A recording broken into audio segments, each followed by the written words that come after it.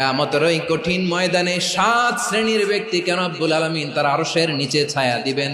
তার মধ্যে প্রথম শ্রেণীর ব্যক্তি হলো ইমামুন আদিল, যে ইনসাফের সাথে বিচার করে, যে জাস্টিস সমাজে সার্ভ করে, যে সুশাসন নিশ্চিত করে, ওই ইমামুন আদিল। আদিল শব্দটা বুঝছেন না? ইন্নাল্লাহা ইয়া'মুরু বিল আদল, পাইছেন?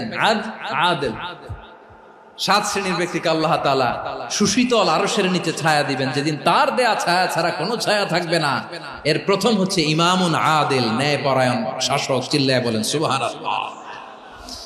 আবার বিশ্বনবী বললেন, ইন্নাল মুকসিতিনা ইনদাল্লাহি আলা মানাবিরা মিন নূর আন ইয়ামিনির রহমান। কিয়ামতের দিন যারা ন্যায় পরায়ণ হিসেবে আল্লাহর সামনে দাঁড়াবে, কিয়ামতের দিন রব্বুল আলামিন তার আরশের ডান দিকে ওই ন্যায় পরায়ণ লোকদের জন্য আরশের ডান দিকে একটা নূরের